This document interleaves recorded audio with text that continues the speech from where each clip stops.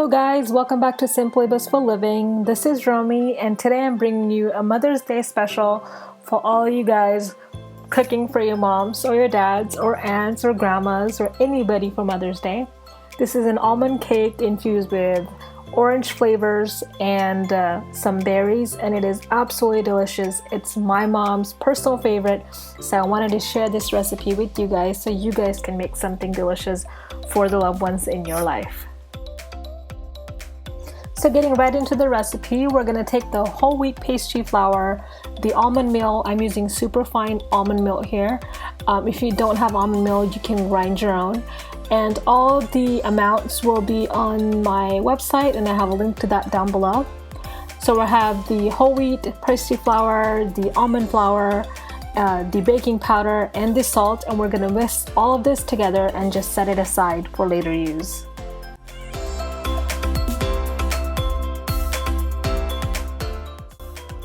So now what you want to do is zest the orange, the outside part of the orange. You want to make sure you do not get any of the white pith because that stuff is bitter. So just with the microplane grater, just zest the outside of the orange, and then we're going to add that to the stand mixer. Along with that, we're going to add the sugar, the granulated sugar, and you're going to put it on slow with the paddle attachment and make sure that the orange flavors, the oils from the orange gets infused into the sugar, and you want to run this on very slow for about 30 to 45 seconds, and you'll see that everything mixes really well and it smells amazing. If you don't have a stand mixer, if you're using just a hand mixer for this, go ahead and do this with your hands. Just rub it with your hands and you'll get the same results. Okay, so your house is going to smell pretty amazing by now because the zest of the orange is very nicely mixed in, and you want to make sure that this is really nicely incorporated in the sugar because this is what gives it that great aromatic, and the taste is just amazing. And so as you can see here, the orange zest is nicely infused in the sugar and it smells so amazing. So now we're gonna go in with our butter, and this is softened butter or at room temperature, so it's easy to work with. I'm going to add a teaspoon of vanilla extract. I'm also going to add the juice of the orange at this point. I'm just gonna squeeze in all the juice.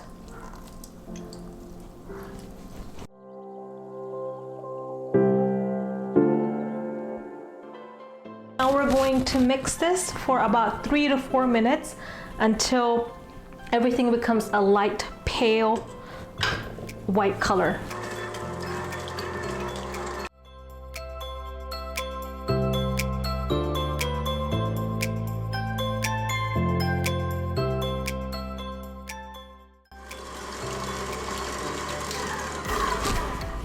So it's been about 3 minutes, and as you can see, the butter has softened up a lot. If it looks a little curdly, it's fine. It's because of the liquid in there. So now we're gonna add in the eggs.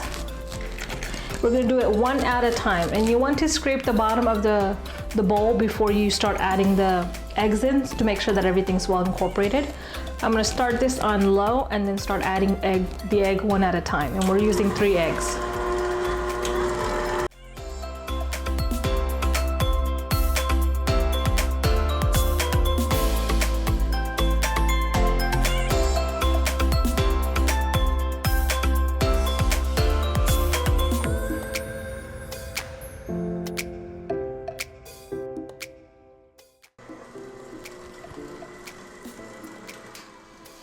Okay, so once the eggs have come together, what we're gonna do is start adding in our mixture, the flour mixture that we had, and you wanna add a little bit at a time.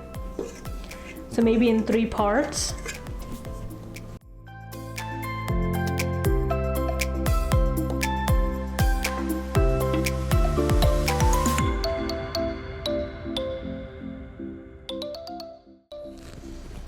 With your last batch, you also want to go ahead and add the chopped cashews or almonds, whichever you're using, and you want to reserve a few bits for the top.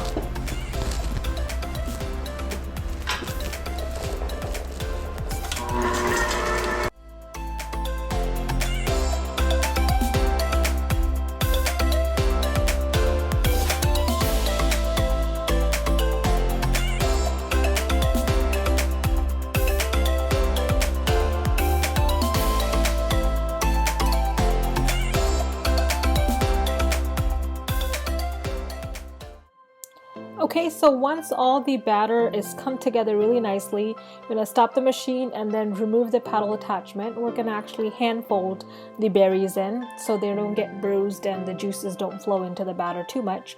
You don't want to leave too much on the paddle attachment. Then we're going to take most of the berries. You want to reserve a few to pop on top of the cake batter if you'd like, just so it sits on top, and then fold the rest of it in. And you want to do this gently and patiently because, again, you don't want to bruise the fruits and dye your batter up like a pink or red or blue. So just do this gently, take your time, and fold it all in very nicely. So before we get the batter in the baking pan, go ahead and preheat your oven at 325 degrees Fahrenheit or 160 degrees Celsius. And then now we're going to transfer the batter into into a 9-inch pan. This pan is 9 inches. It is lined with parchment paper. So I went ahead and greased the bottom with some butter and added some parchment paper to the bottom and the sides. This is very important because you do not want this to stick. It comes out very easily this way. We're going to get all the batter into the pan. It's a thick batter, so it's not pouring consistency. So once you get the batter in, just go ahead and level out the top, and then place the reserved berries that you had on top and the nuts that we had. So we're just gonna, just place them on there, sprinkle them on there. And with the berries, what's easiest to do is just to place them and then just lightly pop them in, and then it's ready to go in the oven. So we're gonna bake this for about 45 to 50 minutes, depending on your oven, at 325 degrees Fahrenheit.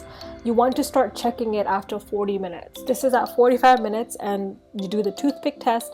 The toothpick came out clean, so it is ready. So you want to turn off the oven and take out the cake from the oven.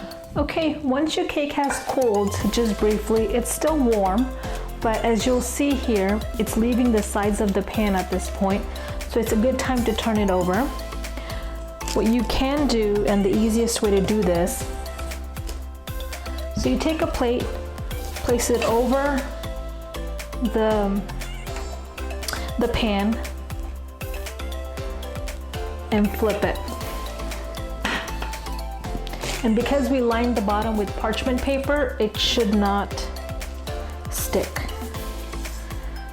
Then you just remove the bottom. I'm gonna place the cake pan over it and just flip it. So here it is, the finished cake. And to top it off, you can put some berries on top or decorate it any way you want, but I find that the best and the simplest way to do this is to dust it with some confectioner sugar or powdered sugar, and then your cake is ready. I went ahead and put some edible flowers on this.